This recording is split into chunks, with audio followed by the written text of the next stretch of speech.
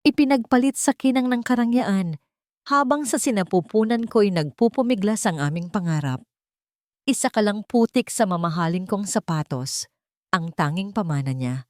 Ngunit sa pagbagsak ko, may mga kamay na sa akin ay sumalo. Mula sa abo ng kahapon, itatayo ko ang isang imperyong luluhuran ng mga nagtaksil sa akin. Kakayanin kaya ng isang tinapaktapakang bulaklak na maging reyna ng sarili niyang hardin? Ang lahat ay magsisimula sa isang dobleng pagbasag. Huwag kang mag-alala, tita. Pipirma din yon. Anong gagawin niya? Saan siya pupulutin? She's nothing without me. Ang bawat salita ay parang matulis na bubog ng salamin na tumusok sa aking pandinig at sa isang iglap, ang mainit at masayang kusinang pinaglulutuan ko ay naging isang malamig na hawla. Ang amoy ng adobong puti, ang paborito niyang ulam na buong pagmamahal kong niluluto, ay biglang nawala ng samyo. Nananatili akong nakatayo sa likod ng pinto, hindi makagalaw.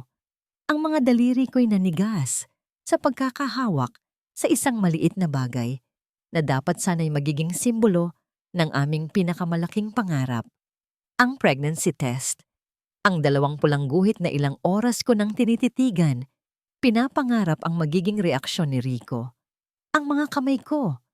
Ang mga kamay na ito na sinabi niyang kasing ganda ng mga perlas. Ngayon, ang mga ito'y nanginginig. Binitiwan ko ang maliit na piraso ng plastik. Hindi ko narinig ang pagbagsak nito sa sahig. Ang tanging naririnig ko ay ang pagguho ng mundong itinayo ko sa loob ng 5 taon. Para sa kanya. Ang lahat ay para sa kanya. Ang mga puyat ko para tapusin ang mga trabaho sa pag-aayos ng alahas para lang may maipandagdag ako sa ipon namin. Ang pagbebenta ko sa huling alahas na pamana ni inay para lang maibili siya ng mamahaling suit para sa una niyang malaking kaso. Ang lahat ng sakripisyo ko para lang marinig na wala akong kwenta kung wala siya. Itinayo ko ang bawat pader ng mundo niya. Bakit sa huli, ako ang naiwan sa labas? Bumukas ang pinto at pumasok si Rico. Hindi niya ako tiningnan. Dati, ang una niyang gagawin ay ang yakapin ako mula sa likod at amuyin ang niluluto ko. Ngayon, para akong hangin na dinaanan lang niya. Inilapag niya sa ibabaw ng mesa, sa tabi mismo ng mga plato na maingat kong inihanda, ang isang makapal na folder. Ano to? Tanong ko. Ang boses ko'y halos hindi lumabas. Basahin mo. Malamig niyang sagot habang nagbubukas ng ref para kumuha ng malamig na tubig. Ang mga daliri ko'y nanginginig habang binubuklat ko ang mga papel. Hindi ko na kailangang basahin ang lahat. Ang mga salitang nakalimbag sa itaas ay sapat na para durugin ang anumang natitira pa sa puso ko. Petition for annulment. Rico? Bulong ko. Bakit? I'm going to marry Celestine. Diretsahan niyang sabi. Walang emosyon, na para bang sinasabi lang niya kung anong oras na. Anak siya ng senador. Ito na ang pagkakataon ko, Tala. Huwag mo sanang sirain to para sa akin. Paano tayo? Paano ang 5 taon? Halos pasigaw kong tanong. Ang mga luhay nagsisimula ng mamuo sa aking mga mata. 5 taon ng pagkakamali. Sagot niya, at ang bawat salita ay isang sampal. Tala, tingnan mo ang sarili mo. Tingnan mo ang bahay na to. This is not the life I want. You are not the woman I want beside me when I succeed. Isa ka lang. Ganang na mura. Sa sandaling iyon, ang sakit ay napalitan ng isang kakaibang tapang. Ganang, ulit ko, hindi makapaniwala. Noong panahong halos walang-wala ka, nung ipinaglaban kita sa mga magulang ko na ayaw sa'yo, naging ganang ba ako? Ngunit bago pa man siya makasagot, lumuhod ako sa harap niya. Hinawakan ko ang kanyang mga binti. Ang huling hibla ng aking dignidad ay binitawan ko na. Rico, pakiusap. Huwag. Huwag mo gawin to sa atin. Sa pamilya natin. Itinaas ko ang aking mukha. Basang-basa ng luha.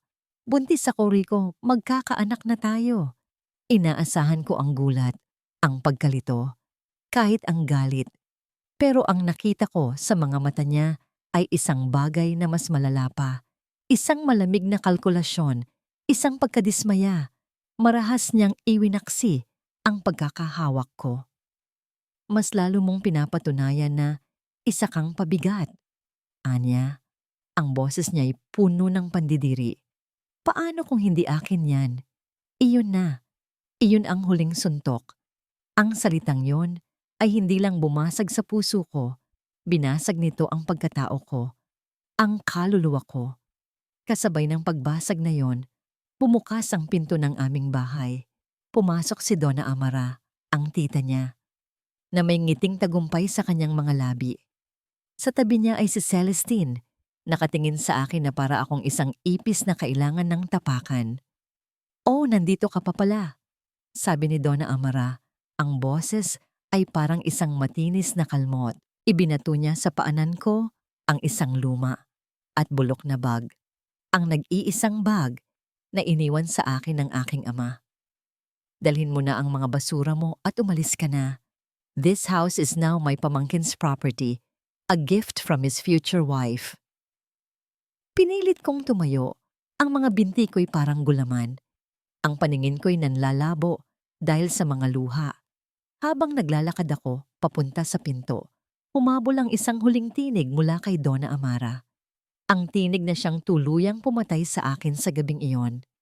"Mabuti na rin yan, para magsama kayo ng magnanakaw mong ama sa impyerno." Isang malakas na tulak mula kay Rico ang nagpatalsik sa akin palabas ng pinto. Bumagsak ako sa sementadong daan kasabay ng pagbuhos ng malakas na ulan.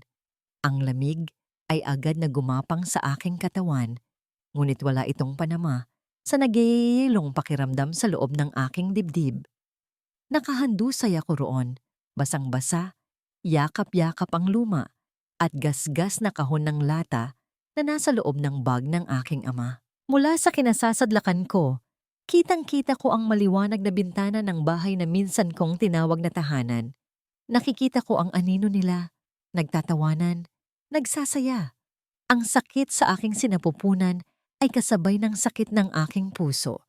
Naramdaman kong may mainit na likidong dumaloy sa aking mga binti, kasabay ng malamig na tubig ulan. Ang huling nakita ko, bago ako nilamon ng dilim, ay ang marangyang ilaw mula sa bahay. Isang masayang selebrasyon, habang ako, ang asawa niya, ang ina ng kanyang magiging anak, ay namamatay sa gitna ng malamig at walang awa na unos. Ang unang bumati sa aking paggising ay hindi ang lamig ng semento, kundi ang amoy ng mainit na sabaw at menthol. Dahan-dahan kong iminulat ang aking mga mata. Ang kisame ay gawa sa yero at naririnig ko ang mahinang ritmo ng ulan na pumapatak dito. Nakahiga ako sa isang simpleng banig, nakabalot sa isang kumot na medyo magaspang, ngunit malinis at mainit. "Gising ka na pala, Hija." Ang boses na yon, pamilyar. Lumingon ako at nakita ko si Aling Bebang, ang matandang platera na kasama ko sa maliit na paggawaan ng alahas sa Quiapo. May dala siyang isang mangkok ng umuusok na lugaw. Ang mga mata niya'y puno ng pag-aalala. "Aling Bebang, paano?" "Nakita kita sa labas ng kalsada, basang-basa at walang malay," sabi niya, habang maingat na inilalapag ang mangkok sa isang maliit na bangkito. "Diyos ko tala, anong ginawa ng hayop na lalaking yon sa'yo? Halos isang araw kang walang malay. Mabuti na lang at nadala kita agad dito at naipatingin sa isang komadrona." Sabi niya, "Maselan daw ang pagbubuntis mo." Ang mga salita niyang yon ay nagpaalala sa akin ng lahat. Ang mga insulto, ang pagtataboy, ang pagdududa sa aking anak. Muling namuo ang mga luha sa aking mga mata, pero pinigilan ko ang mga ito. "Hindi ngayon. Ubusin mo to," sabi ni Aling Bebang. Iniaabot sa akin ang kutsara. "Hindi ka pwedeng magutom. Dalawa na kayo." Ang simpleng pangungusap na yon ay tumagos sa aking puso. Dalawa na kami. May isang buhay sa loob ko na umaasa sa akin. Ang lugaw ay simple lang, walang sahog, kundi kaunting asin at paminta. Ngunit habang dumadaloy ang init nito sa aking lalamunan, pakiramdam ko'y unti-unting nanunumbalik ang lakas sa aking katawan. Nang makaalis si Aling Bebang para magtinda, pinilit kong bumangon. May isang basag na salamin na nakasabit sa dingding na gawa sa lawanit. Tiningnan ko ang aking refleksyon. Ang babaeng nakatingin pabalik sa akin ay may maputlang mukha, magaang mga mata, at may bakas ng pasa sa braso mula sa pagkakatulak ni Rico. Ang dati maniningning kong mga mata ay ngayoy walang buhay. Ito ba ako? Ito na lang ba ang natira sa akin? Hindi. Dahan-dahan, inilapat ko ang aking palad sa aking tiyan. Isang munting buhay, isang pangarap na pilit nilang sinirang lahat. Dito, sa maliit at masikip na silid na ito, sa ilalim ng maingay na bubong na yero, gumawa ako ng isang pangako. Para sa'yo, anak. Hindi ako susuko. Lalaban ako. Kahit mag-isa. Ang mga mata ko'y napako sa luma at kalawangin kong bag na nakalagay sa isang sulok. Kinuha ko ito. Sa loob, naroon ang kahon ng lata ng aking ama. Ang bigat nito'y parang bigat ng lahat ng alaala namin. Inaasahan kong may kaunting pera sa loob, kahit barya lang, para may maibigay ako kay Aling Bebang. Nanginginig ang mga kamay ko habang binubuksan ko ang takip na mahigpit. Isang mahinang kalabog ang nilikha nito sa sahig na kahoy. Ngunit ang laman nito ay hindi pera. Ang laman nito ay ang nakaraan. Isang lumang kwaderno na puno ng mga drawing ng mga alahas. Isang sulat na nakatupi at naninilaw na sa katagalan. At isang bagay na kumislap nang tamaan ng sinag ng ilaw mula sa maliit na bintana. Isang medalyon na gawa sa purong ginto. Kalahati lang ito ng isang buong bilog. At sa gitna nito ay may nakaukit na isang eleganteng letrang V. Kinuha ko ang sulat. Bawat paglapat ng aking daliri sa marupok na papel ay parang isang paglalakbay pabalik sa panahon. Boses ni Itay ang naririnig ko sa bawat salitang nakasulat. Anak kong tala, kung binabasa mo ito, marahil ay wala na ako. Patawarin mo ako kung hindi ko na ibigay sa iyo ang buhay na nararapat para sa iyo. Ngunit may isang bagay na kailangan mong malaman. Hindi ako magnanakaw, anak. Ang tanging ninakaw sa akin ay ang aking pangalan at ang aking pamilya. Ang medalyon na hawak mo ay katibayan. Dugo ng mga Villaroman ang nananalaytay sa iyo. Isa kang tagapagmana.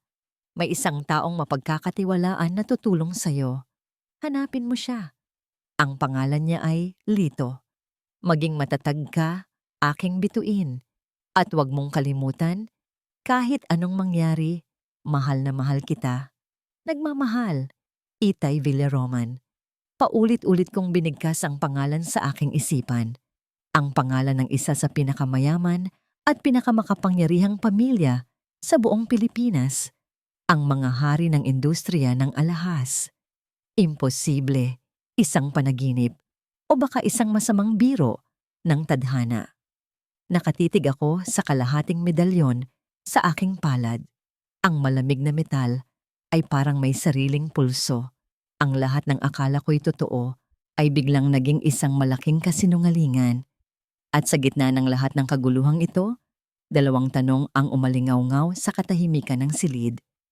Sino si Lito? At paano ko hahanapin ang isang pamilyang hindi ko alam na mayroon pala ako?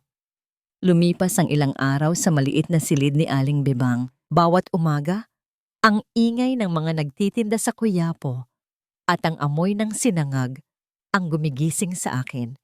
Sinusubukan kong kumain, pilit kong nilulunok ang bawat subo para sa batang dinadala ko, kahit na ang puso ko'y puno pa rin ng pait. Ang sulat ni Itay at ang kalahating medalyon ay halos gabi-gabi kong tinititigan. Sinusubukang intindihin ang isang katotohanang napakalayo sa mundong aking kinalakihan.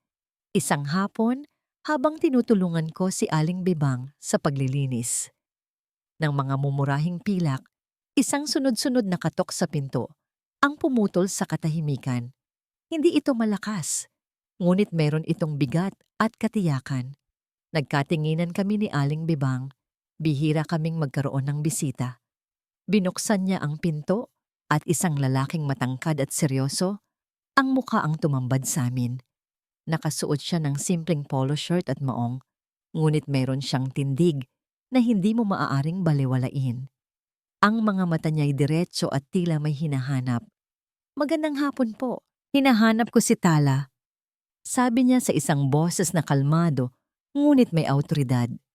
Naramdaman ko ang paglamig ng aking mga kamay at ang biglaang pagbilis ng tibok ng aking puso. Sino siya? Paano niya ako nahanap dito? Agad na humarang si Aling Bebang. "At sino ka naman, Aber? Anong kailangan mo sa alaga ko?"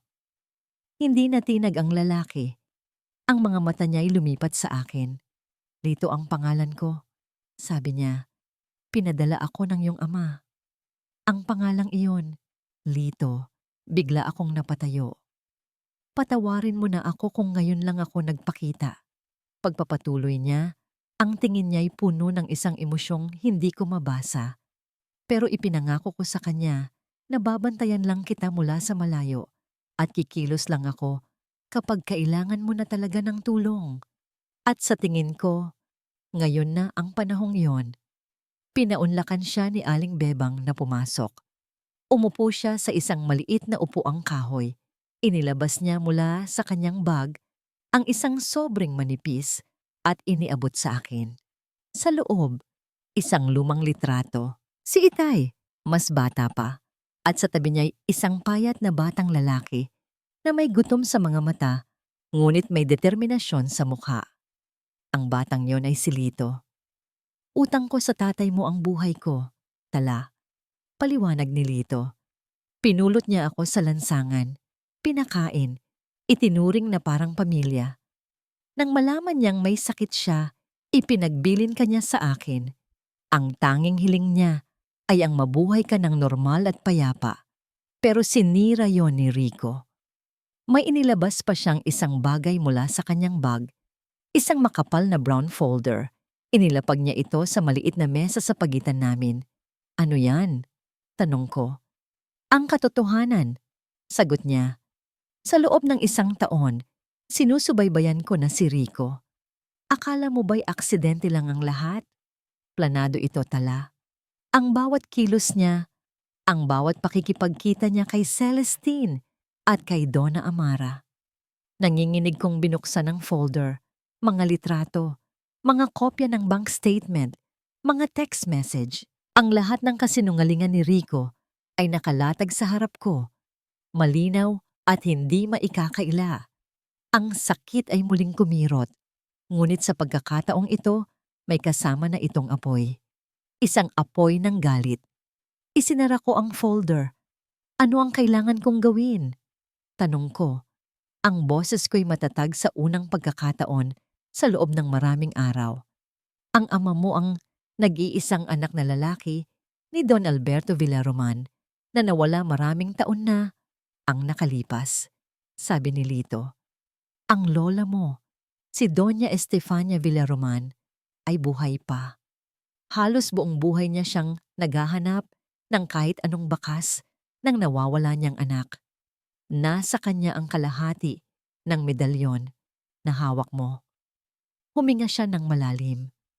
"Pwede kong ayusin ang isang pagkikita, pero kailangan kong malaman, handa ka ba? Hindi ito magiging madali. Ang papasukin mong mundo ay masalimuot at mapanganib." Napahawak ako sa aking tiyan. Ang munting buhay sa loob ko ang nagbigay sa akin ng sagot. Hindi na ito para sa akin lang. Ito ay para sa aking anak, para sa pangalang dinungisan ng aking ama. Tumingin ako ng diretso sa mga mata ni Lito. Handa na ako. Isang bahagyang ngiti ang sumilay sa labi ni Lito. Isang ngiti ng respeto. "Hindi ka biktima, Tala. Isa kang survivor. At oras na para malaman nila kung sino ang kinakalaban nila." Kinuha niya ang kanyang telepono. Hinanap ang isang numero sa kanyang contacts. Idinial niya ito at inilagay sa loudspeaker mode. Pagkatapos ng ilang pagring, isang boses ng babae ang sumagot. Isang boses na malamig at may bigat, tila sanay mag-utos at hindi pa sunod. Villa Roman Residence, who is this? Ang bawat salita ay tumarak sa katahimikan ng maliit na silid. Ang hininga ko'y tila naubos. Ito na ang simula.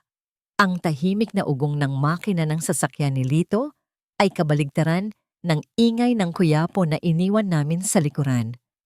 Bawat metro na aming tinatahak palayo sa pamilyar na eskinita ay parang isang hakbang papasok sa ibang mundo. Ang mga maalikabok na daan ay napalitan ng malalapad at malilinis na abenida na may hanay ng mga puno. Ang mga nagtatayugang gusali ay napalitan ng mga mansyon na nakatago sa likod ng matataas na pader at bakal na tarangkahan. Forbes Park, isang lugar na sa panaginip ko lang nararating. Handa ka na ba? Tanong ni Lito. Hindi inaalis ang tingin sa daan. Napahawak ako sa aking tiyan. Ang sagot ay hindi. Ngunit kailangan. Kailangan! Bulong ko.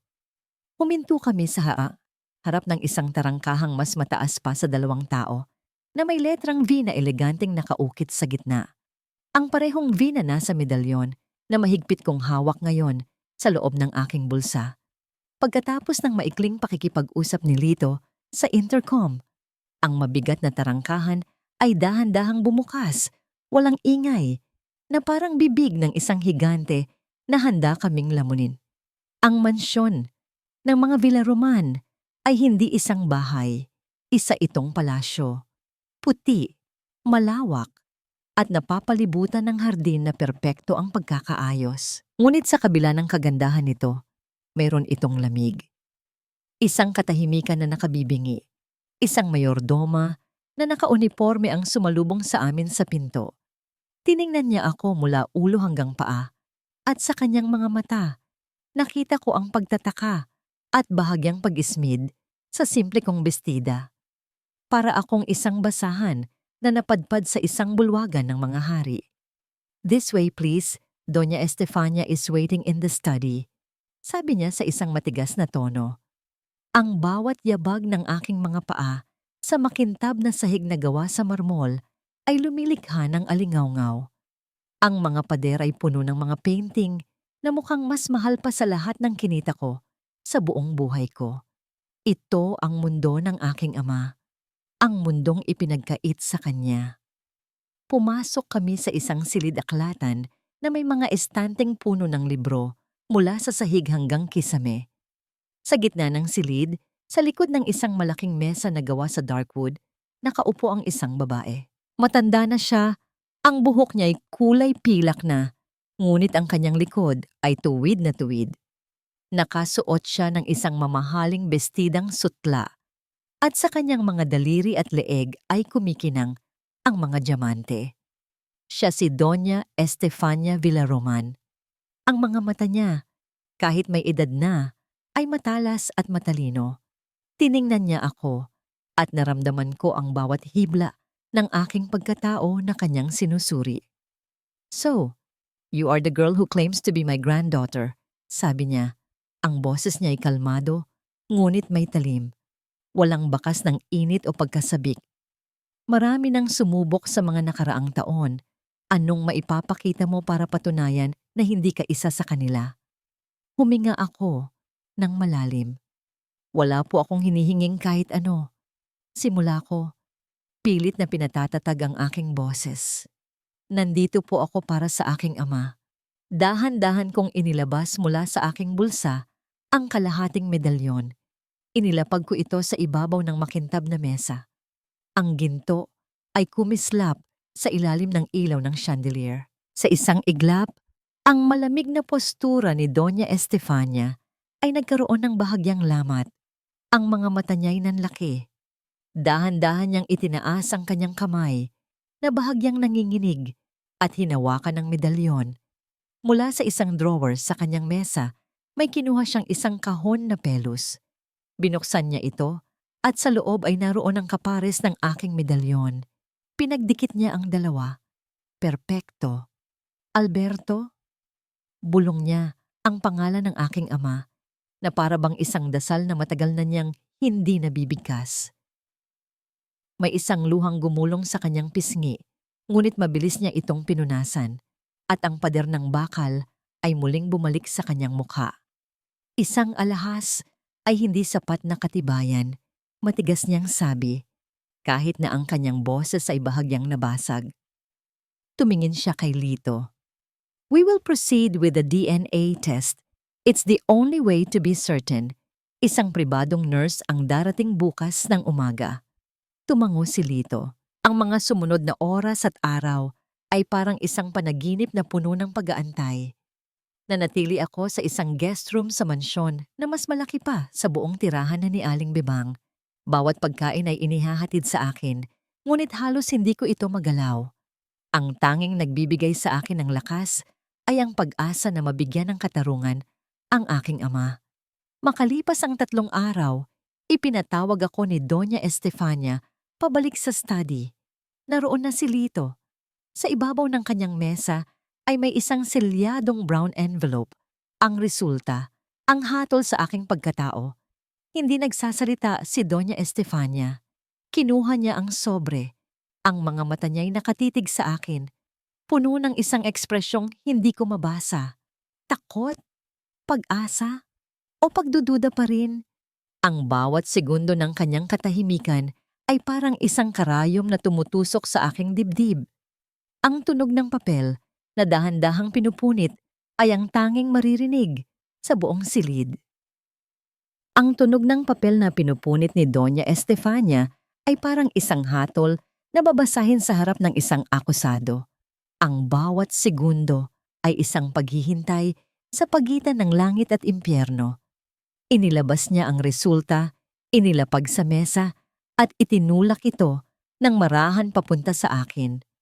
Ang mga mata niya'y hindi humihiwalay sa aking mukha.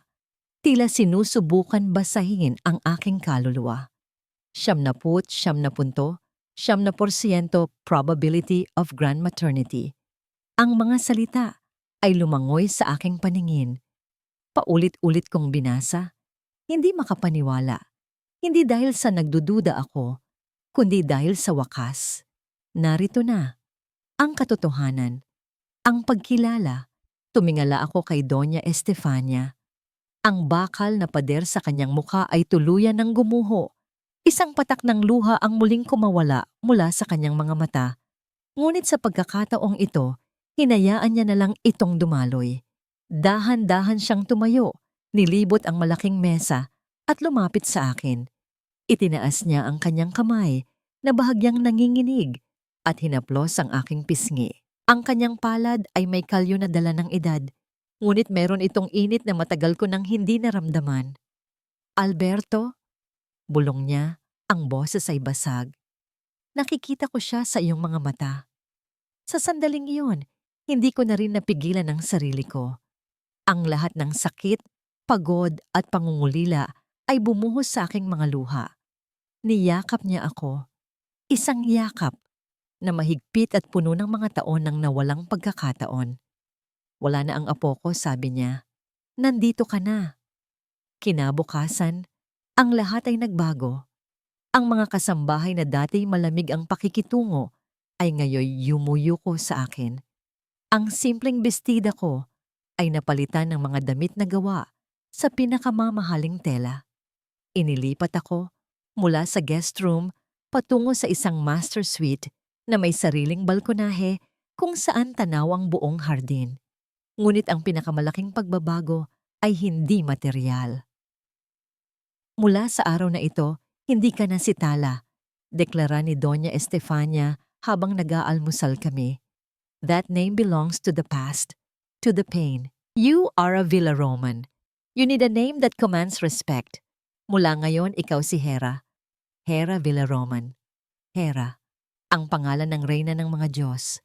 Tila napakabigat, napakalayo sa kung sino ako. Ngunit habang tinitingnan ko ang determinasyon sa mga mata ng aking lola, naintindihan ko, ito ay hindi lang isang pangalan, isa itong baluti, isang korona. Ang aking pagdating ay opisyal na ipinaalam sa buong pamilya. Isang hapunan ang inihanda para ipakilala ako. At doon ko unang nakilala ang mga bagong kalaban. Hindi sila gumagamit ng mga masasakit na salita tulad ni Rico o ng tahasang pang-iinsulto tulad ni Donna Amara.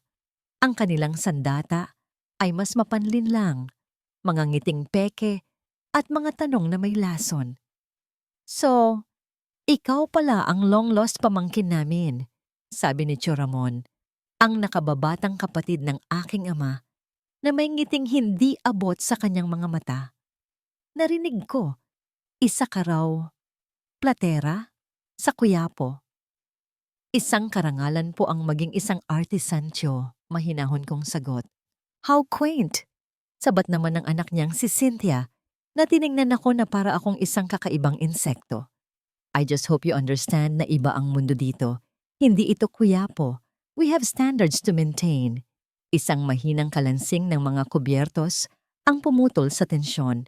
Si Doña Estefania. Ang standard ng pamilyang ito ay dugo at talento. Cynthia, malamig niyang sabi. At parehong nasa kanya ang mga yon. Isang bagay na hindi mo masasabi tungkol sa lahat ng nakaupo sa mesang ito.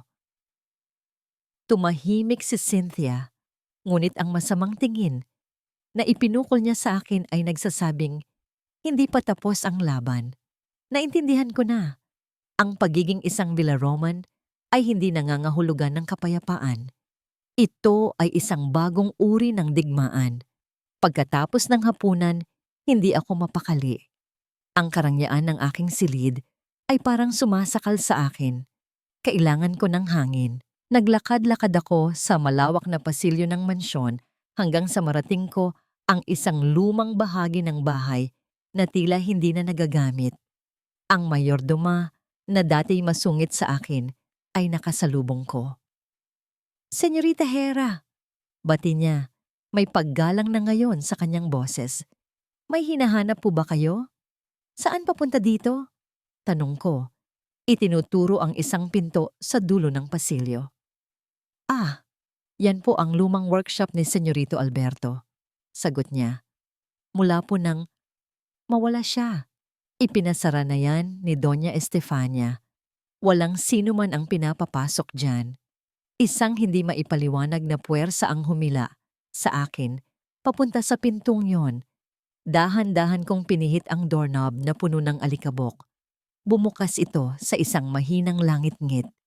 Ang amoy ng lumang kahoy, metal, at katad ang sumalubong sa akin. Isang manipis na sinag ng buwan ang tumagos mula sa maruming bintana. Nagbibigay liwanag sa isang mundong tila huminto sa oras. Mga gamit sa pag-aalahas na nakalatag pa rin sa mesa na para bang kaaalis lang ng gumagamit. Isang leather apron na nakasabit sa isang upuan. Mga aklat tungkol sa gemology. Ito ang mundo ng aking ama. Lumapit ako sa mesa. Sa gitna ng lahat ng gamit, may isang kwadernong nakabukas. Ang parehong kwaderno na nasa loob ng kahon ng lata. Marahil ay may kopya siya nito. Ang mga pahina ay puno ng kanyang sulat kamay at mga kalkulasyon. At sa pahinang nakabuklat, naroon ang isang disenyo. Isang sketch ng isang kwintas na hugis bulaklak ng sampagita. Ngunit ang bawat talulot nito ay may komplikadong detalye. At sa gitna nito ay may puwang para sa isang malaking diamante. Ito'y hindi lang maganda. Ito'y isang obra maestra. Sa ilalim nito, may nakasulat na isang pangalan, para sa aking tala. Ang lumang workshop ni Itay ay naging aking santuwaryo. Sa loob ng sumunod na linggo, ginugol ko ang aking oras doon, nililinis ang bawat gamit, pinag-aaralan ang bawat aklat, at higit sa lahat, binubuhay ang bawat guhit mula sa kanyang kwaderno. Sa bawat pagpukpok ko ng martilyo, sa bawat paghubog ko ng metal, nararamdaman ko ang kanyang presensya. Para akong nag-aaral muli, ngunit ang aking guro ay ang mga alaala na iniwan niya sa bawat sulok ng silid na yon. Ang aking pagtatago ay hindi nagtagal. Isang umaga, Ipinatawag ako ni Doña Estefania sa kanyang opisina. Nakaupo siya sa kanyang mesa, seryoso ang mukha, at katabi niya si Tio Ramon na may ngiting mapanlait sa kanyang labi. Hera, simula ng aking lola. Malapit na ang taunang Villa Roman Charity Gala at gaya ng dati, magkakaroon ng subasta ng isang one-of-a-kind piece para sa ating beneficiary. Traditionally, ang Tio Ramon mo ang gumagawa ng centerpiece. At lagi namang successful. Mayabang na dugtong ni Tio Ramon. Ang mga disenyo ko ay laging nakakakuha ng pinakamataas na bid. Ngunit ngayong taon, pagpapatuloy ni Doña Estefania at ang mga mata niya ay tumitig ng diretso sa akin. Nais kong magkaroon ng pagbabago. Nais kong bigyan ng pagkakataon ang bagong dugo. Hera, ikaw at ang Tio Ramon mo ay parehong gagawa ng isang disenyo. Ang Board of Directors ang pipili kung aling piyesa ang isusubasta. Nakita ko ang pag-igting ng panga ni Tio Ramon. Ang alok na ito ay hindi isang pagkakataon. Isa itong hamon. Isang insulto sa kanyang pagiging veterano sa kumpanya. Tumingin siya sa akin, ang mga matay ng hahamak. Doña Estefania, with all due respect, ang batang ito ay isang hamak na tagapag-ayos lamang. Ano ang alam niya sa high jewelry design? Baka mapahiya lang ang pangalan ng Villa Roman. Hindi ako ang sumagot, kundi ang aking lola. Ang ama niya si Alberto ay ang pinakamagaling na disenyador na nakilala ko, Ramon. Mas magaling pa sa ama ninyo. Matigas niyang sabi. Tingnan natin kung ang talento ay namamana. O baka naman ang pagiging kampante ang namamana. Walang nagawa si Tio Ramon kundi ang tumango. Ngunit bago siya umalis, binigyan niya ako ng isang tingin na nangangakong pagbabayaran ko ito. Hindi ako natakot. Sa halip, naramdaman ko ang isang pamilyar na apoy. Ang apoy na bumubuhay sa akin kapag kaharap ko ang metal at apoy. Ito na ang pagkakataon ko. Hindi para patunayan ang sarili ko sa kanila, kundi para bigyang buhay ang pangarap ng aking ama. Bumalik ako sa workshop at muling tiningnan ang kwaderno niya. Hindi ko gagamitin ang eksaktong disenyo niya para sa akin. Iyon ay masyadong personal.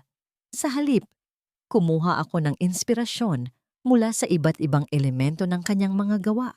Ang pagkahilig niya sa mga organikong hugis, ang paraan niya ng paggamit ng liwanag, ang pag-ibig niya sa mga pambansang simbolo. Pinili kong gumawa ng isang pares ng hikaw. Ang disenyo ay hango sa dahon ng anahaw, ang pambansang dahon. Hinubog ko ang ginto para maging parang isang pamaypay na may mga hibla na pinakinis hanggang sa kumintab na parang salamin. Sa dulo ng bawat hibla, naglagay ako ng maliliit na butil ng diamante na parang mga hamog sa umaga. Sa gitna, kung saan nagsasalubong ang mga dahon, inilagay ko ang isang malaking South Sea Pearl. Ang pangalan nito, Hiyas ng Silangan. Sa araw ng presentasyon, dinala ko ang aking likha sa isang simpleng kahon na pelus. Sa conference room, naroon na ang buong board, si Doña Estefania at si Tio Ramon. Ang kanyang disenyo ay isang malaking kwintas na puno ng ruby at diamante. Maganda, ngunit magarbo at walang kaluluwa. Tila isang sigaw ng kayamanan. Ipinakita niya ito ng may pagmamalaki. Nagkaroon ng mga bulungan ng paghanga. Nang ako na ang tinawag, naramdaman ko ang kanilang mga matang mapanghusga. Dahan-dahan kong binuksan ang aking kahon. Isang katahimikan ang bumalot sa silid. Ang aking hikaw ay hindi sumisigaw. Ito ay bumubulong. Isang bulong ng pagiging Pilipino, ng kalikasan, ng isang talentong Pino at elegante. Ang botohan ay mabilis. At halos lahat ng boto ay pumanig sa akin. Ang tagumpay ay matamis. Ngunit ang galit sa mga mata ni Tio Ramon ay isang babala. Pagkatapos ng meeting, sinadya niya akong banggain sa pasilyo. Sinuswerte ka lang, bata. Nanggigigil niyang sabi. Tingnan natin kung hanggang saan ka dadalhin ng swerte mo. Hindi ko na kailangang maghintay ng matagal. Ang gabi ng Villa Roman Charity Gala ay isang dagat ng mga mamahaling damit at alahas.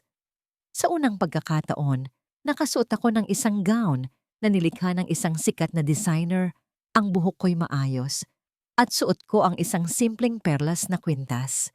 Ngunit sa kabila ng lahat, naramdaman ko pa rin ang mga tingin, ang mga bulungan. Siya yon, ang nawawalang apo. Galing daw sa Quiapo. Hindi ko sila pinansin. Ang focus ko ay nasa entablado, kung saan nakadisplay ang hiyas ng silangan.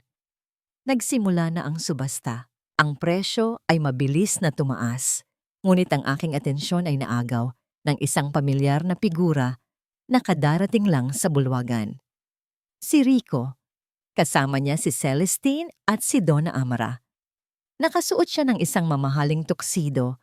Ang braso niya ay nakapulupot sa baywang ni Celestine na parang isang tropeo. Naglalakad sila na para bang sila ang nagmamay-ari ng lugar.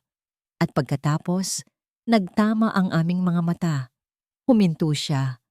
Ang pagtawa sa kanyang mukha ay biglang naglaho.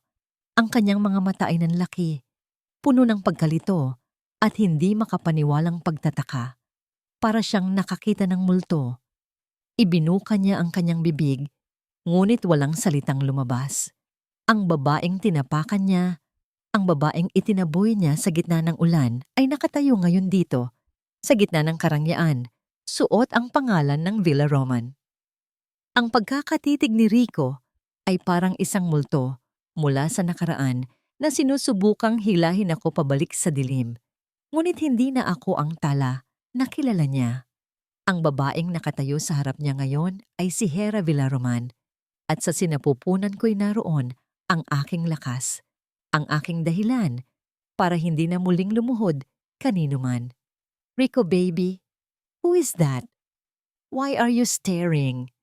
Narinig kong tanong ni Celestine, ang boses niya'y matinis at puno ng pagkainis. An ordinary face, probably one of the servers.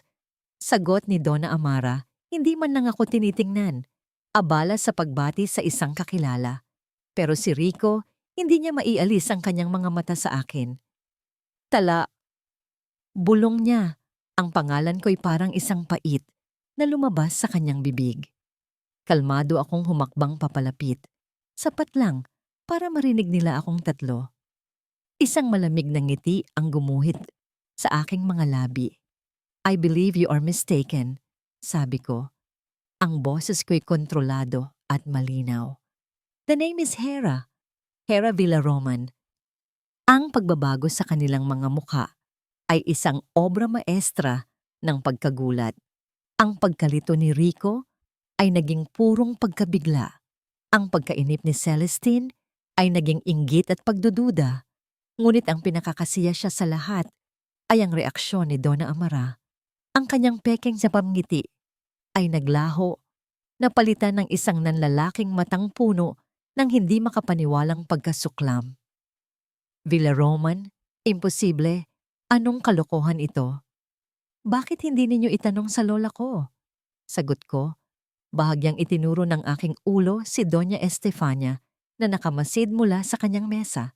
I'm sure she would love to tell you the story. Bago pa man sila makabawi, ang boses ng auctioneer ay umalingaw-ngaw sa buong bulwagan.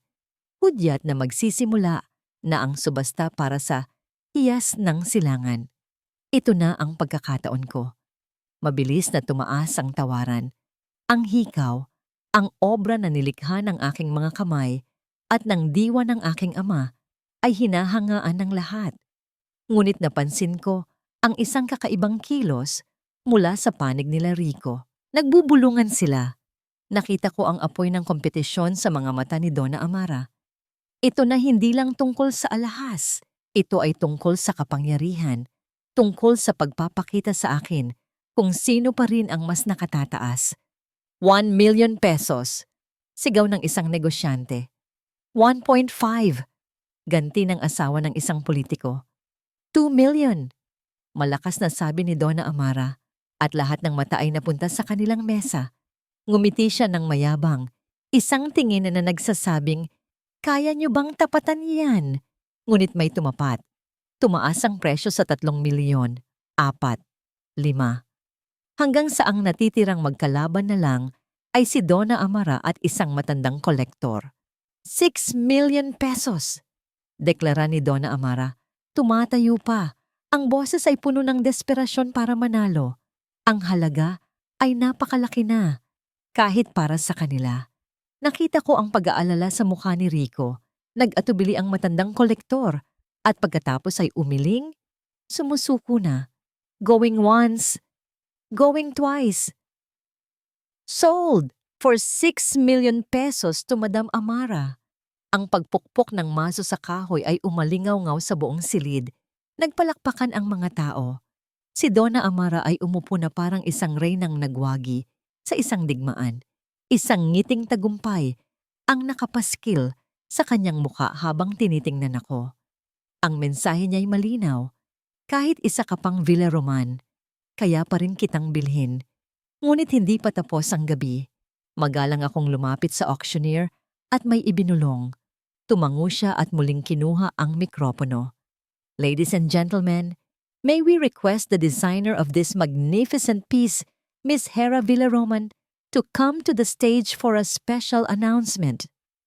Ang lahat ng atensyon ay muling napunta sa akin habang umaakyat ako sa entablado. Kinuha ko ang mikropono, ang puso ko'y kalmado. Tiningnan ko ng diretso ang mesa kung nasaan sila. Magandang gabi po sa inyong lahat. Simula ko. Isang malaking karangalan na ang aking unang likha bilang isang Villaroman ay makakatulong sa isang napakagandang adhikain. Huminto ako sandali. Hinayaan ang aking mga salita na magkaroon ng bigat.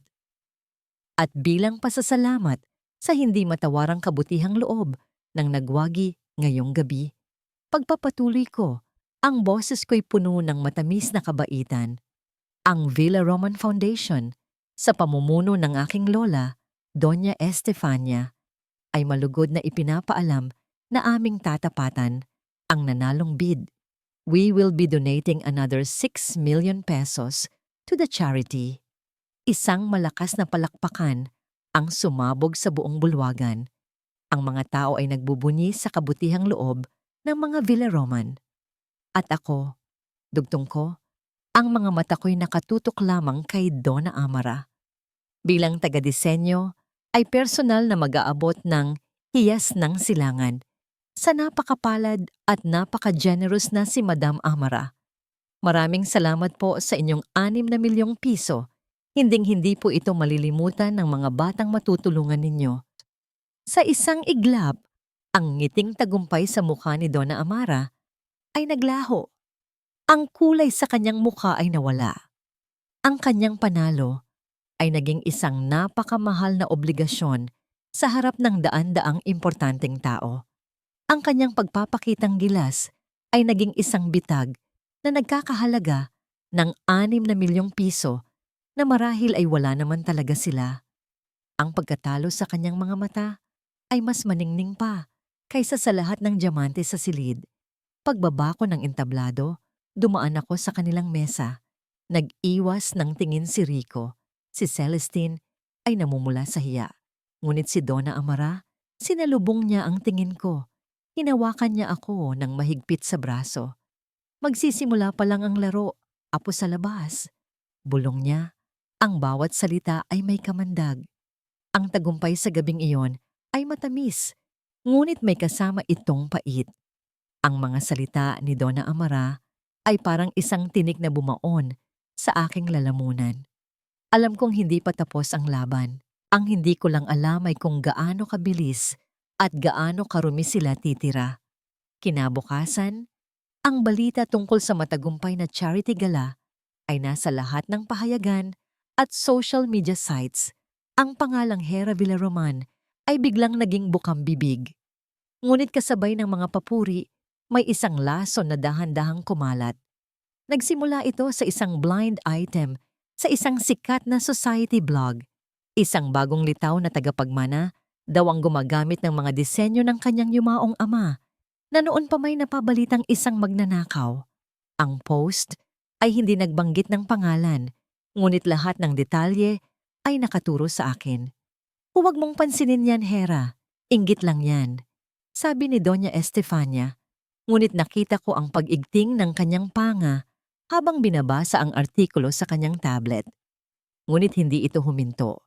Sa loob ng ilang araw, ang blind item ay naging isang buong blown na atake. May mga source na lumabas, nagsasabing nakita daw nila ang kwaderno ng aking ama at kinopya ko lang ang lahat.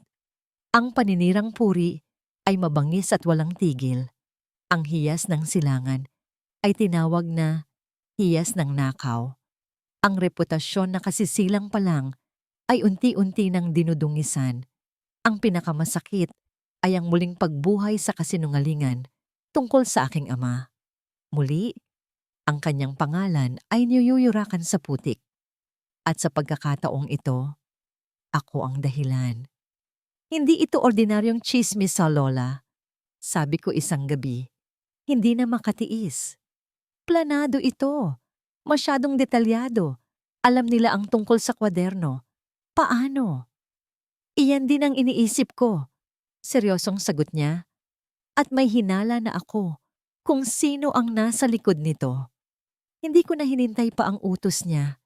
Tinawagan ko si Lito. Kailangan ko ng tulong mo. Sabi ko sa kanya sa telepono.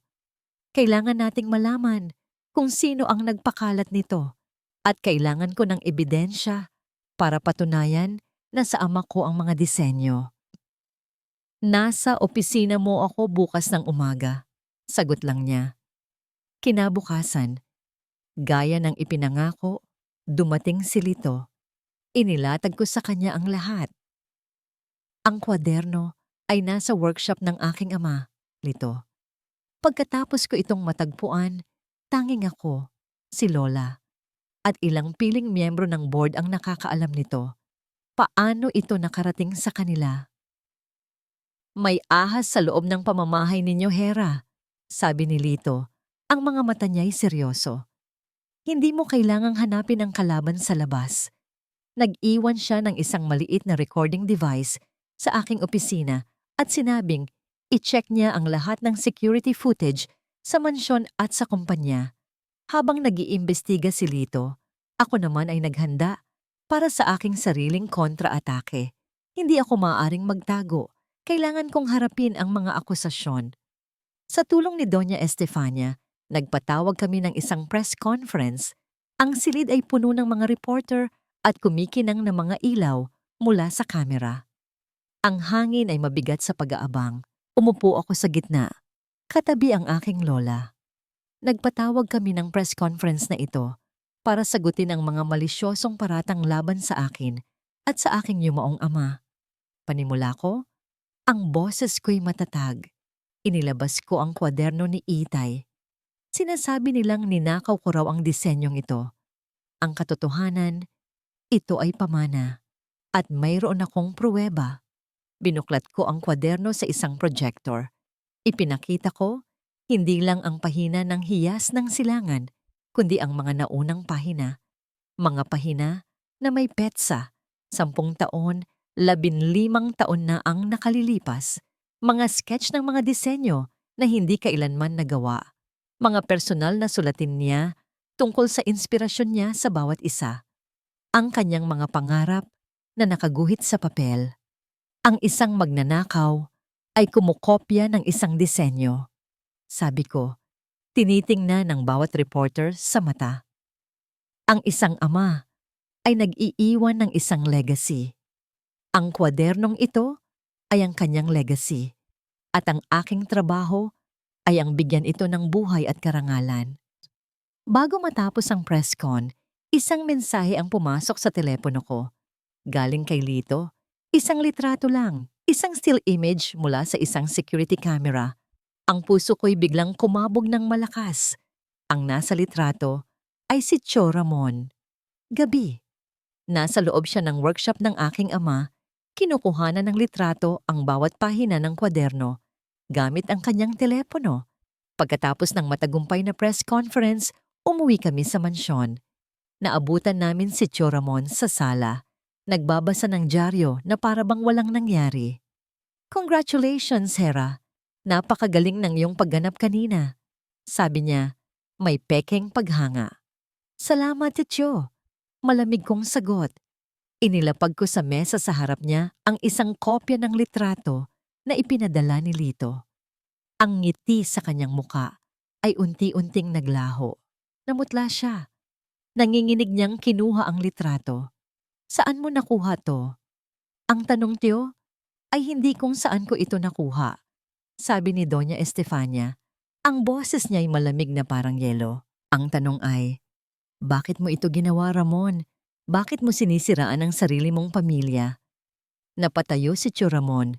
Gulong-gulo ang isip. Hindi. Hindi ako yan. Gawa-gawa lang yan. Ipinagkatiwala ko sa iyo ang negosyo habang hinahanap ko ang apo ko. Sabi ni Doña Estefania, ang bawat salita ay isang dagok. Pero ang inggit pala, ang siyang nagahari sa puso mo. Ang inggit sa kapatid mong mas magaling sa'yo.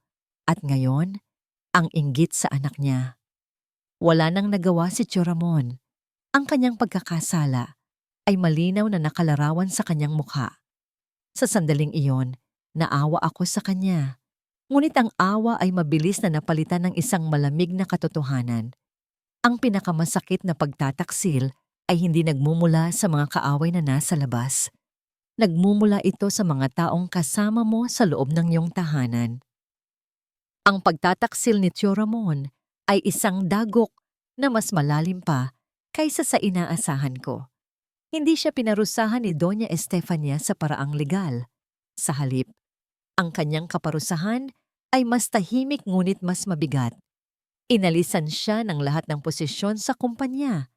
Pinutol ang kanyang access sa yaman ng pamilya at binigyan ng isang kahihiyan na habang buhay niyang dadalhin. Ang kanyang presensya sa mansyon ay naging parang sa isang multo. Nandyan ngunit hindi nakikita. Ngunit alam ko, ang ugat ng ahas ay hindi pa napuputol. Si Tio Ramon ay isa lamang kasangkapan. Ang utak sa likod ng lahat ay sina Rico at Donna Amara. Ang kanilang layunin ay hindi lang ako sirain, kundi ang buong Villaroman. At habang lumalaki ang aking tiyan, lalong tumitindi ang aking determinasyon na tapusin na ang laban na ito bago pa man isilang ang aking anak. Hindi na ako maghihintay sa kanilang susunod na atake. Panahon na para ako naman ang maglatag ng bitag. Ano ang pinakamalaking kahinaan ni Rico? Tanong ko kay Lito isang hapon sa aking opisina. 2 bagay. Sagot niya nang walang pag-aalinlangan. Pera at ang kanyang ego. Naniniwala siyang mas magaling siya sa lahat. At gagawin niya ang lahat para magkaroon ng mas maraming pera. Lalo na ngayon, nagipit na sila matapos ang nangyari sa auction. Kung gayon, iyon ang gagamitin nating pain, sabi ko. Isang plano ang unti-unting nabubuo sa aking isipan. Sa tulong ni Lito at ng mga koneksyon ni Doña Estefania, nagpakalat kami ng isang napakatamis na impormasyon sa mundo ng negosyo.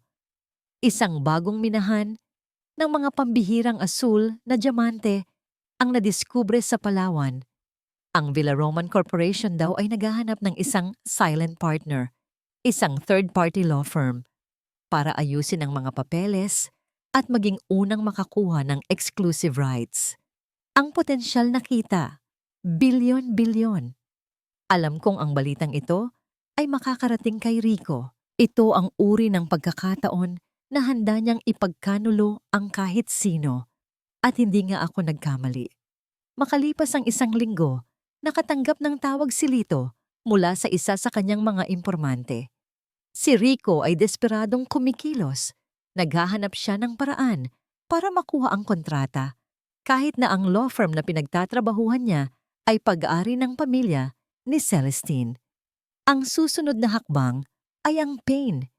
Nag-set up kami ng isang negotiator mula sa Villaroman, isang batikang aktor na pinalabas naming isang aroganteng executive. Ang utos sa kanya, hayaan mong manalo si Rico, ngunit gawin itong mahirap. Kailangan niyang maramdaman na nalamangan niya kami. Nagkita sila sa isang mamahaling hotel at ayon sa maliit na kamera na nakakabit sa butones ng aming aktor, nilamon ni Rico ang pain ng buong buo.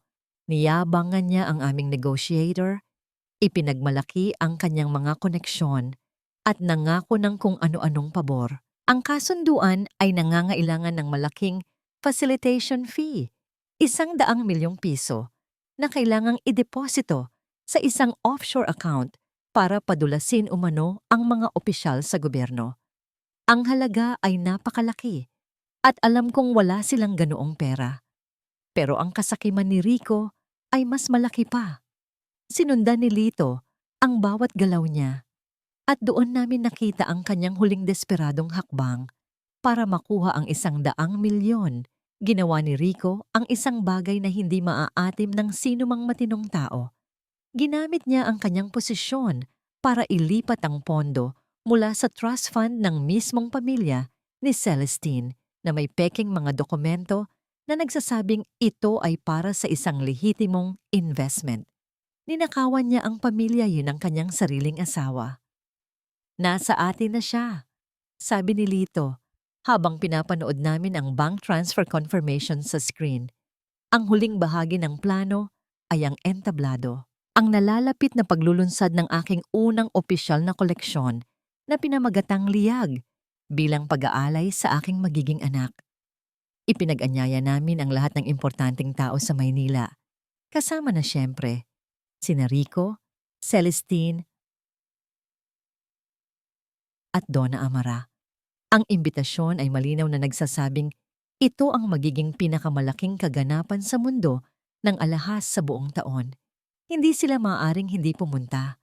Ang kanilang ego ay hindi papayag.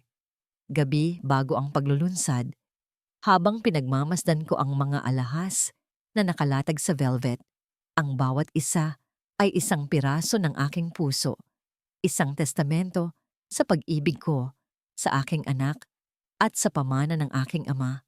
Nakatanggap ako ng isang text message mula sa isang hindi kilalang numero. Walang salita. Isang litrato lang. Ito ay isang larawan ni Rico na nakikipagpulong sa aming peking negotiator sa hotel. Malinaw na malinaw ang kanyang muka habang inaabot ang isang folder. Marahil ay naglalaman ng mga detalye ng bank transfer. Sa ilalim ng litrato, isang simpleng tanong. Handa ka na ba para bukas? Hindi ko alam kung sino ang nagpadala nito. Si Lito ba? O may iba pa bang nagmamasid? Ngunit isang bagay ang sigurado. Ang bitag ay handa na. At bukas ng gabi, ang daga ay tuluyan ng mahuhulog dito. Ang bulwagan ay puno ng mahihinang bulungan at maliliwanag na ilaw. Ang bawat panauhin ay suot ang kanilang pinakamagagarang damit. Ang kanilang mga alahas ay kumikinang sa ilalim ng mga chandelier. Ngunit ang tunay na bituin ng gabi ay ang mga nasa loob ng mga salaming display case, ang koleksyon ng Liyag. Bawat kwintas, bawat hikaw, bawat pulseras ay isang tula na gawa sa ginto at mga mamahaling bato, isang pagpupugay sa pag-ibig ng isang ina. Nakatayo ako sa isang sulok, ang kamay ko'y nakahawak sa aking malaking tiyan. Pinagmamasdan ng lahat. Nakasuot ako ng isang simpleng puting bestida na nagpapatingkad sa aking pagbubuntis. Hindi ako nagsuot ng anumang alahas mula sa koleksyon. Ang aking anak, ang aking pinakamahalagang hiyas. Dumating sila, tulad ng inaasahan. Si Rico, arogante at kampante, naniniwalang ilang araw na lang ay magiging bilyonaryo na siya. Si Celestine, nakakapit sa braso ni Rico, puno ng inggit habang tinitingnan ang aking mga likha. At si Donna Amara, na may ngiti ng isang ahas, nagmamasid sa paligid na para bang pag-aari niya ang mundo. Nagsalubong ang aming mga mata. Nginitian ko sila. Isang ngangiting totoo at mapayapa.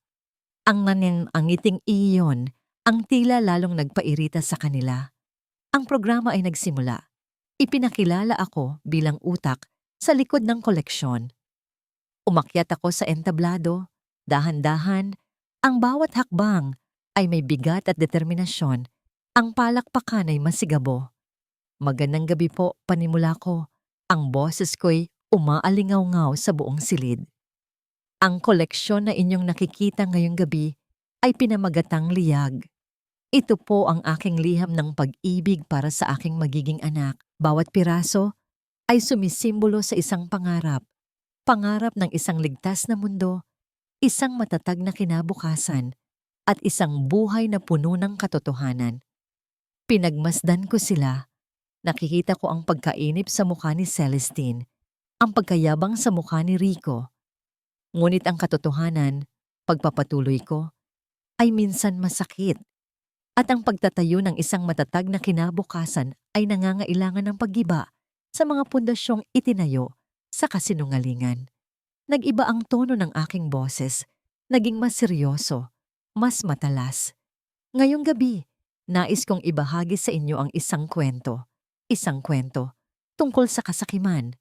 Sa isang senyas ko, ang malaking screen sa likod ko na dapat sana'y magpapakita ng mga close-up shots ng mga alahas ay biglang nag-iba ng imahe.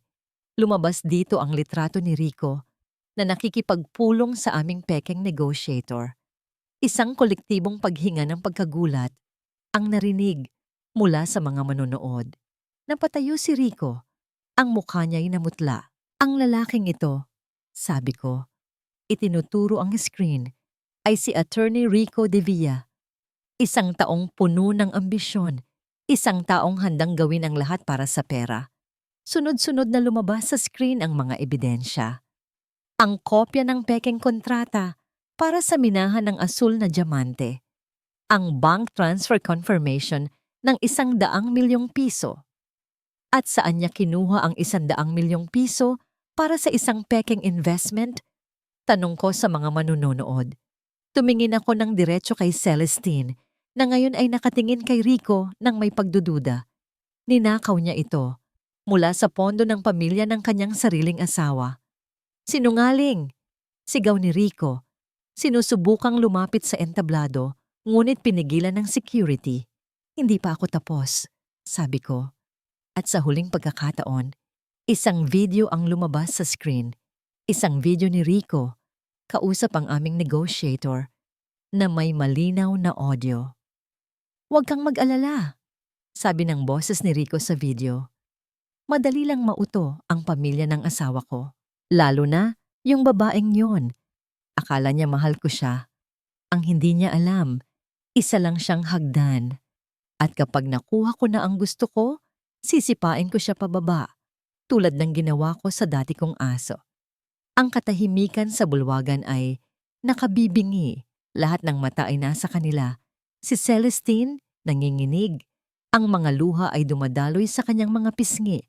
Ang kanyang mundo ay gumuho sa harap ng daan-daang tao. "Hindi totoo yan, Celestine. Mahal. Maniwala ka sa akin." Pagmamakaawa ni Rico. Ngunit huli na ang lahat.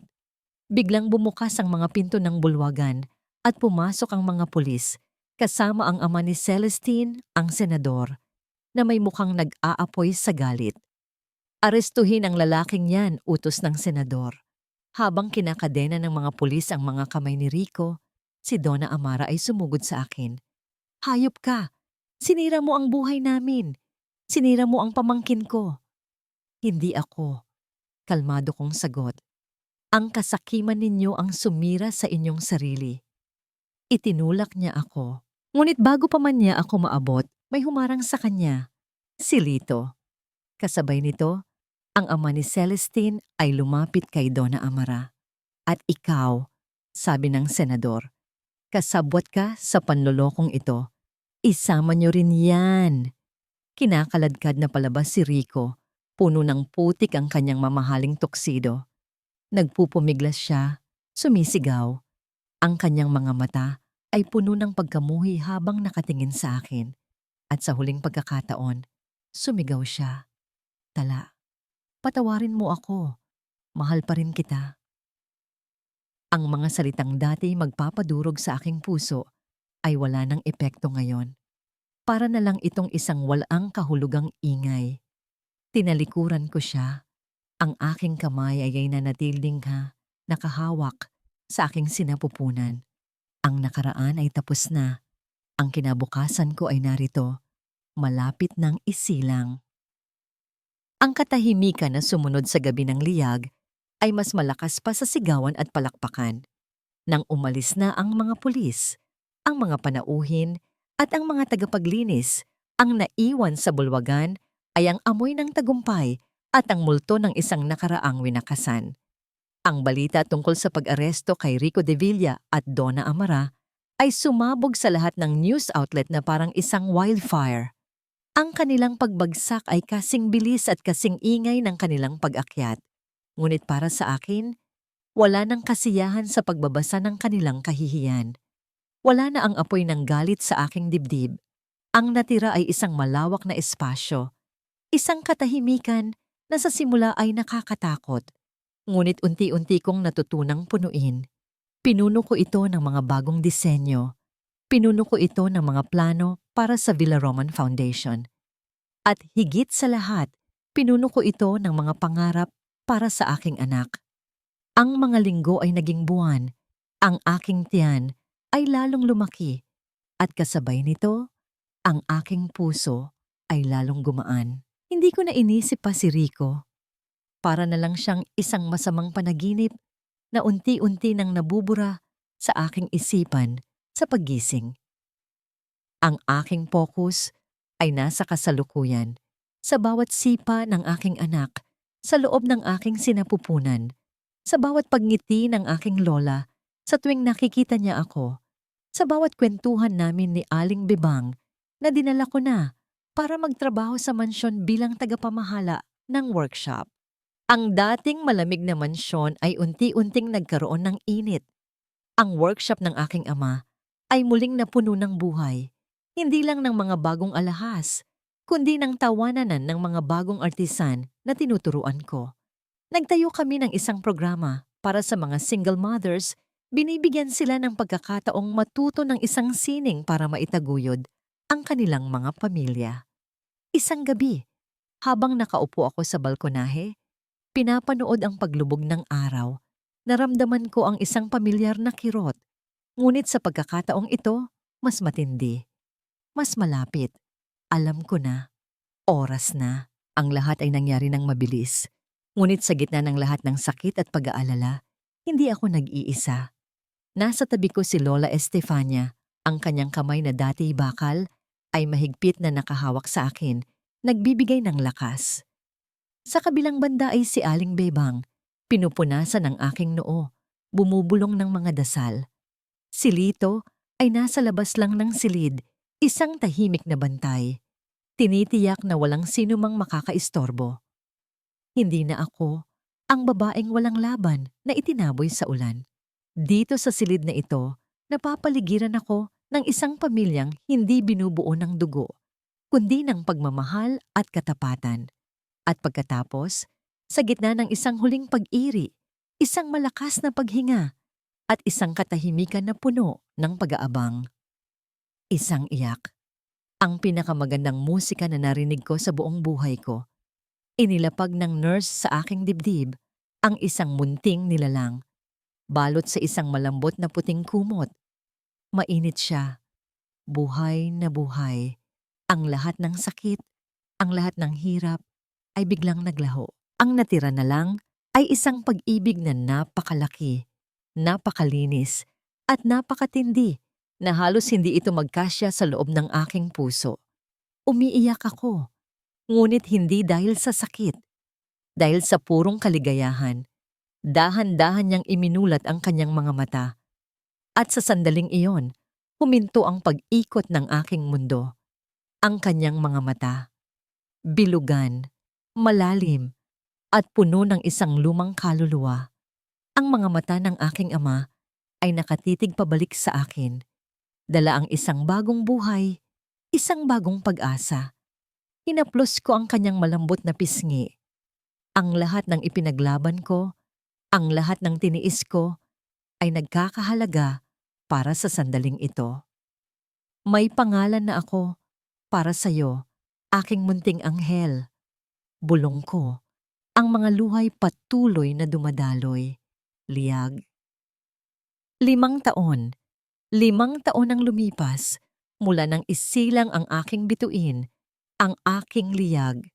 Ang dating sanggol na umiiyak sa aking dibdib ay isa ng masigla at matalinong bata na ang tawa ay pumupuno sa bawat sulok ng mansyon ng mga Villaroman. Ginagawa itong isang tunay na tahanan. Sa loob ng 5 taon na yon, maraming nagbago. Ang pangalang Hera Villaroman ay hindi na lamang pangalan ng isang tagapagmana. Naging simbolo na ito ng sining, katatagan, at pag-asa. Ang Liag ay hindi na lamang isang koleksyon. Ito na ang pangalan ng aming pangunahing brand, kilala sa buong mundo dahil sa mga disenyong may kaluluwa at kwento. Ang workshop ng aking ama ay isa ng maunlad na eskwelahan at negosyo, kung saan 12 ng kababaihan na minsay nawalan ng pag-asa ang natutong humawak ng martilyo at apoy para hubugin ang kanilang sariling kinabukasan. Ngayong araw, nakatayo ako sa harap ng isang bagong gusali. Hindi ito kasing laki ng mansyon, ngunit mas may bigat ito para sa akin. Sa harapan, may isang simpleng karatula na nakaukit sa tanso. Alberto Villaroman Foundation, tahanan ng bagong pag-asa. Ito na ang araw ng opisyal na pagbubukas ng aming pundasyon, isang ligtas na kanlungan para sa mga babaeng biktima ng karahasan at pang-aabuso. Isang lugar kung saan hindi lang sila makakahanap ng matutuluyan, kundi pati na rin ng legal na tulong, psychological counseling, at livelihood training mula mismo sa aming workshop. Ang hardin ay puno ng mga panauhin, mga kaibigan, mga kasosyo sa negosyo, mga benepisyaryo ng programa, at ang aking pamilya. Si Lola Estefania, kahit medyo mahina na, ay nakaupo sa harap, ang mga matay nagniningning sa pagmamalaki. Si Aling Bebang ay abala sa pag-aasikaso sa mga bisita, ang kanyang nangiti ay hindi nawawala. Si Lito, gaya ng dati, ay tahimik na nakatayo sa isang tabi. Ang kanyang presensya ay sapat na para maramdaman kong ligtas ang lahat. At sa aking tabi, mahigpit ang hawak sa aking kamay, ay si Liag. Suot ang isang maliit na puting bestida. Ang kanyang mga matay kumikislap sa lahat ng nakikita. Mami, ang ganda dito. Bulong niya sa akin. Ginawa natin ito para sa Lolo Alberto mo. Sagot ko, hinahaplos ang kanyang buhok. Tinawag na ako para magbigay ng aking talumpati. Bago ako umakyat sa maliit na entablado, lumuhod ako para maging kapantay ni Liag. Pakinggan mo si Mami, okay? Ito ay isang mahalagang kwento. Tumango siya, ang kanyang mga seryosong mata ay nakatutok sa akin. Humakbang ako, papunta sa mikropono. Dala ang isang katahimikan at kumpiyansa na hindi ko kailanman inakalang magkakaroon ako. Magandang hapon po, simula ko. 5 taon na ang nakalipas. Ako po ay isang babaeng halos mawalan ng lahat. Ang aking tahanan, ang aking tiwala, ang aking dignidad. Ang tanging yaman na natira sa akin ay isang luma at kalawangin na kahon ng lata at isang munting buhay na nagpupumiglas sa aking sinapupunan. Isang katahimikan ang bumalot sa mga manunood. Ito ang unang pagkakataon na nagsalita ako ng hayagan tungkol sa aking nakaraan. Ang pundasyong ito ay ipinangalan sa aking ama, si Alberto Villaroman. Itinuro sa akin ng kanyang buhay na ang tunay na halaga ay hindi nasusukat sa ginto o diamantibag, kundi sa integridad at pagmamahal. Ngunit itinuro naman sa akin ng aking sariling karanasan na minsan ang pagmamahal ay hindi sapat. Kailangan natin ng lakas. Kailangan natin ng kanlungan. Kailangan nating malaman na hindi tayo nag-iisa. Ang mga mata ko'y lumibot sa mga mukha ng mga babaeng benepisyaryo na naroon. Marami sa kanila ay may mga luha sa mata. Ang bahay na ito, pagpapatuloy ko, ay hindi itinayo mula sa bato at semento. Itinayo ito mula sa mga basag na piraso ng nakaraan. Bawat pader nito ay pinatibay ng mga luhang pinalitan ng tapang. Bawat bintana nito ay nagbubukas sa isang bagong umaga. Ito ang pamana ko, hindi ang mga alahas, Hindi ang pangalan, kundi ito, ang pagkakataong makapagsimula muli. Pagkatapos ng aking talumpati, habang nagpapalakpakan ang mga tao, bumaba ako ng entablado. Sinalubong ako ni Liyag at niyakap ng mahigpit ang aking mga binti. "Mommy, you were so brave," sabi niya. "Because I have you," sagot ko. Lumapit sa amin si Lito. May inabot siyang isang maliit na sobre. "Para sa'yo," sabi niya. Binuksan ko ito. Sa loob ay isang lumang newspaper clipping, isang balita tungkol sa paghatol kay Rico at Donna Amara. 10 taon na pagkakakulong para sa pandaraya at estafa. "Bakit mo ito ibinibigay sa akin?" tanong ko. "Para isara na ang libro." Simpleng sagot niya. Tiningnan ko ang kupas na larawan ni Rico sa dyaryo. Wala na akong naramdamang galit o awa o kahit ano. Isa na lang siyang estranghero mula sa ibang buhay. Kinuha ko ang clipping, nilukot ito sa aking palad at itinapon sa basurahan. Tama si Lito. Ang libro ay sarado na. Oras na para simulan ng isang bago. Ang hangin sa loob ng workshop ay may kakaibang samyo. Isang pinaghalong amoy ng sandalwood, ng pinainit na metal, at ng tsaa na nakahain sa aking mesa. Ang ginintuang liwanag ng hapon ay tumatagos sa malalaking bintana, nagbibigay buhay sa mga alikabok ng ginto na sumasayaw sa hangin. Ang mahinang tunog ng mga kagamitang metal na ginagamit ng aking mga artisan sa kabilang silid ay lumilikha ng isang himig ng paglikha. Isang musikang naging lalabay ng aking kaluluwa sa loob ng maraming taon. "Mommy, what makes a gemstone perfect?" Ang munting boses ni Liyag ang pumutol sa aking pagmumuni-muni. Nakatayo siya sa aking tabi. Ang kanyang mga matay seryosong nakatitig sa isang malaking sapiro na hawak ko. Sa edad na 7, ang kanyang mga daliri ay mayroon ng liksi at pag-iingat na namanan niya sa akin at sa kanyang lolo. Ngumiti ako at hinaplos ang kanyang buhok. "It's not about being perfect, anak. It's about clarity. Ang linaw sa loob. You see this one?" Itinaas ko ang sapiro laban sa liwanag. May mga maliliit na guhit sa loob, mga imperfections. Sila ang nagsasabi ng kwento kung saan siya nanggaling. They make it unique. They make it real. "Like the scar on my knee?" Tanong niya, itinuturo ang maliit na peklat na nakuha niya sa pag-akyat sa puno ng mangga sa hardin. "Exactly like that," sagot ko. "It's a part of your story." Tumingin siya muli sa sapiro at pagkatapos ay sakin. "Are you happy now, Mommy?" Ang tanong ng isang bata. Direkta, walang paligoy. Huminto ang aking mundo sa isang saglit. Binalikan ko ang lahat. Ang gabi ng unos, ang malamig na semento, ang mga salitang bumasag sa aking pagkatao. Ang bilangguan kung saan nabubulok si Rico, kinalimutan ng lahat, maging ng pamilyang minsan niyang ginamit. Ang huling balita ko tungkol kay Donna Amara ay namumulot siya ng pagkain sa isang sulok ng Quiapo, ang lugar na minsan niyang pinandirian. Ang kanyang kayamanan at karangyaan ay naging abo, ang pinakamasakit na parusa para sa isang tulad niya. Si Tio Ramon ay namumuhay sa ibang bansa, sa isang simpleng buhay na malayo sa kinang na dati niyang inaasam. Sila ay mga multo na lang, mga kupas na larawan sa isang librong matagal ko nang isinara. Napatawad ko na ba sila? Hindi ko alam. Marahil ay hindi na yon mahalaga. Ang pagpapatawad ay isang regalong hindi ko na kailangang ibigay sa kanila. Ngunit ang kapayapaan, yon ay isang regalong ibinigay ko sa aking sarili. "Yes, my love," bulong ko. Hinila siya papalapit para sa isang yakap. "Mommy is very, very happy now." Dahil ang kapayapaan ay hindi ang kawalan ng bagyo.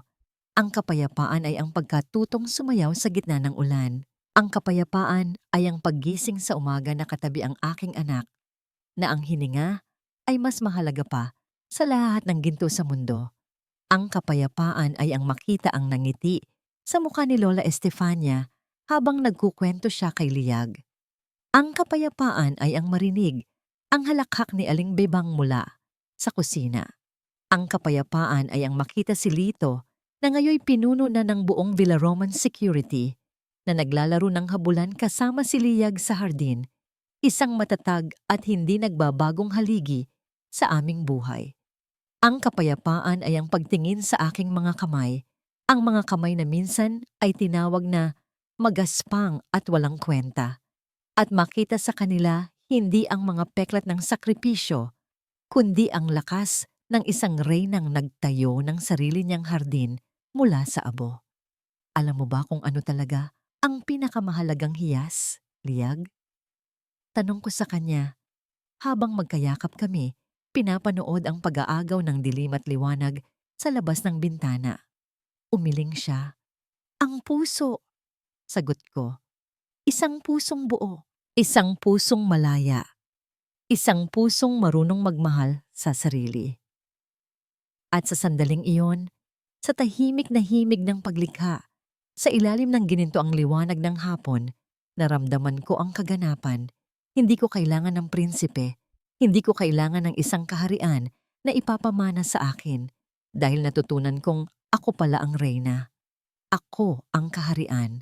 At ang pag-ibig na nag-uumapaw sa loob ko ay ang tanging koronang kailangan ko.